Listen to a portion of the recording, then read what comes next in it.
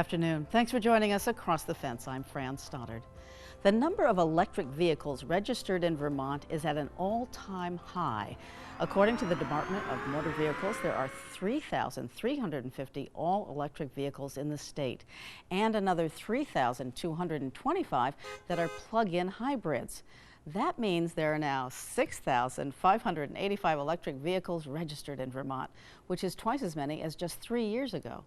All told, electric vehicles now account for about 1% of the overall registrations statewide.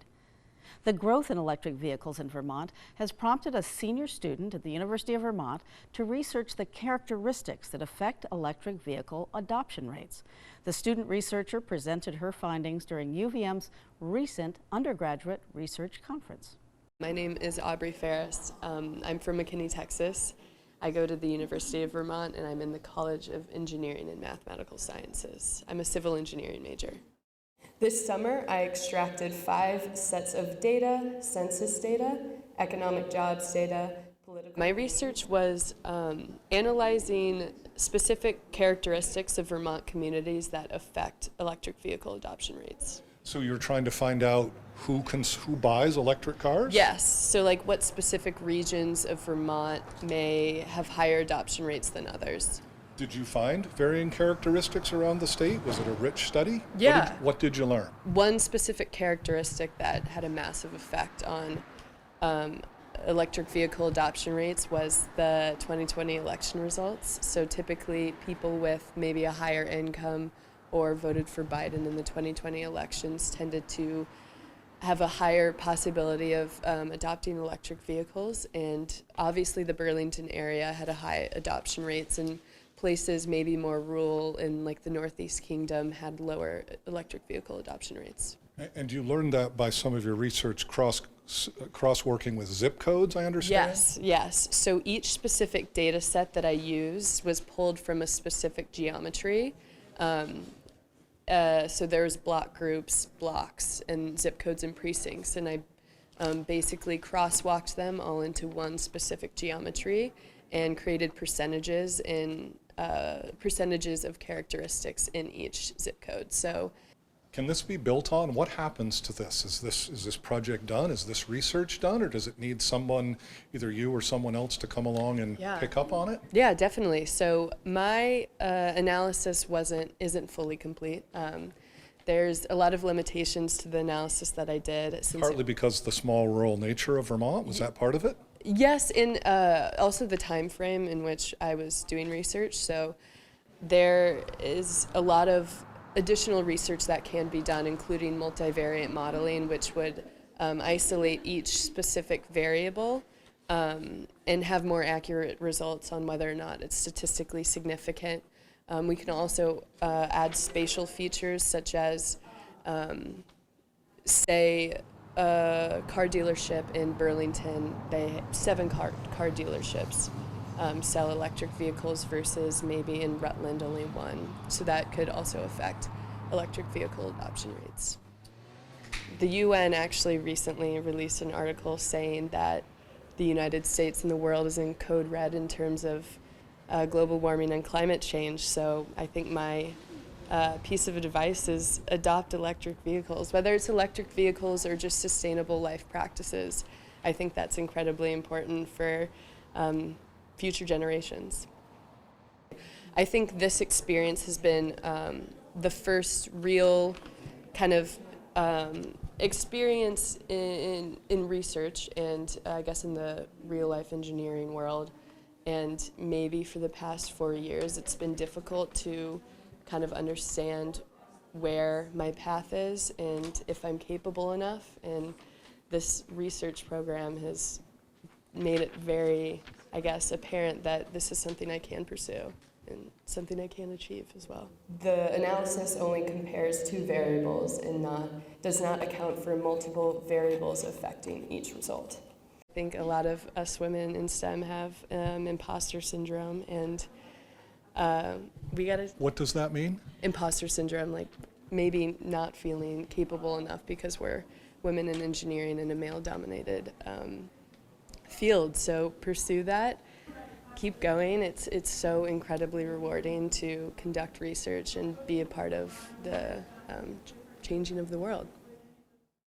Our thanks to Aubrey for sharing her research with us. And Aubrey, best of luck to you and all your classmates in the class of 2022. The first graduated class at UVM was in 1804. That was before many of the school's now historic buildings were even built. To learn more about some of the most significant structures on campus, Across the Fence spoke with a retired UVM professor. So we're standing here in front of the old mill. This is probably the best well-known building on the campus of the University of Vermont. The building we see here is the second one on this site. The first one was built in 1806 and burned down in 1824. Just by chance, the Congress had at the same time invited General Lafayette to come back over to the U.S. To help celebrate the coming 50th anniversary of the Declaration of Independence.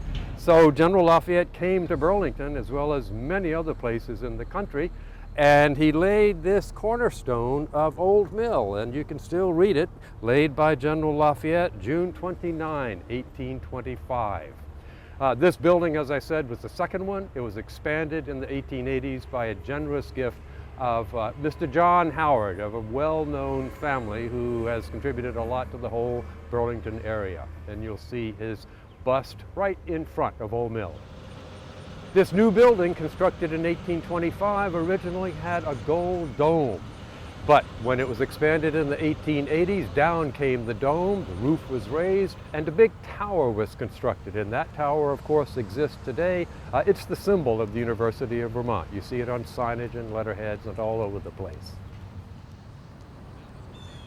This is one of my favorite buildings. It's the Billings Library building, completed in 1885. Designed by America's greatest architect at that time, Henry Hobson Richardson. Richardson studied architecture in Paris, France, and fell in love with medieval Romanesque architecture. And you can see that on the facade here. A very simple, powerful look of the Romanesque architecture with the half-circle windows as opposed to the pointed Gothic windows and so on. Coming down from the top, we see a very ornate version of the seal of the university dating back to the 1790s. And then we see two men's faces flanked by lions. Now, oral history tells us that these are portraits of the master wood carver and the master stoneworker. And of course, they and their assistants produced the beautiful stonework on the outside, all the carving and so on, as well as the beautiful carved woodwork on the inside. In the apse of the Billings Library building, we see some beautiful examples of carving that Albert Whittekind and his assistants did. And they're connected with the rafters. If you look at the support of this roof, you'll see that there are 16 rafters coming down, and they split in two as they come down toward those beams. The part that's curving toward the center is coming to rest on some horizontal beams that are called hammerhead beams. And for those of you who have seen the first Harry Potter movie, you'll recognize this from the dining hall sequences of that movie.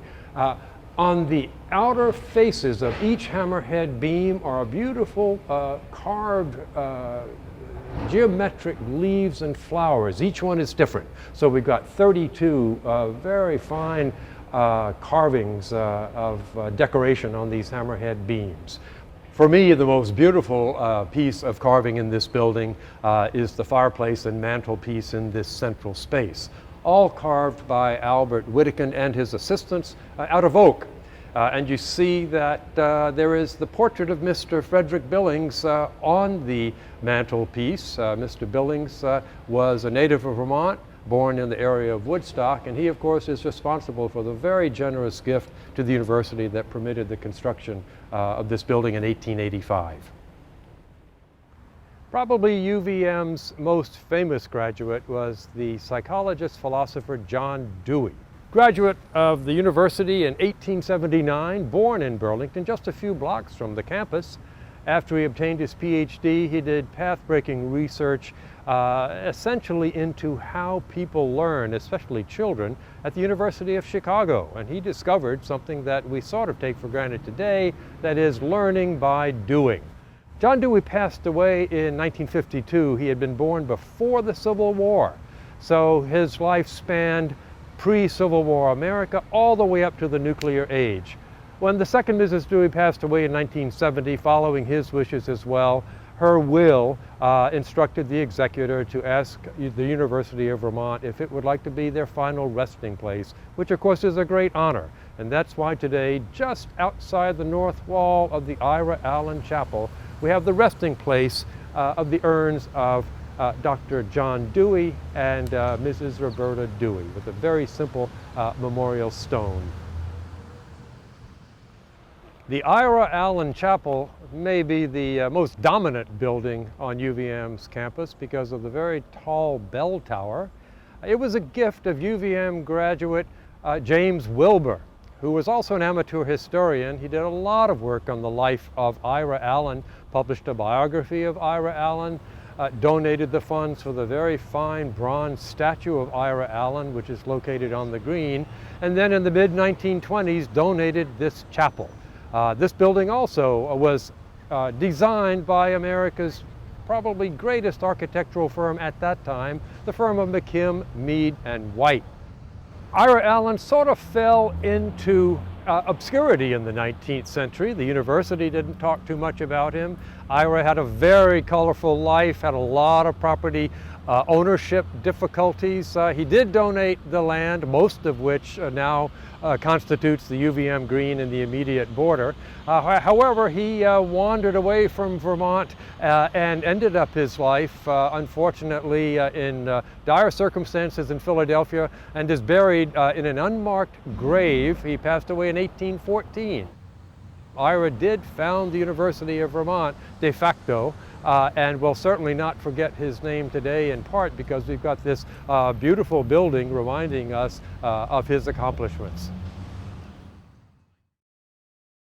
A lot of interesting history. And that's our program for today. Once again, thank you for joining us across the fence. I'm Fran Stoddard. Stay well.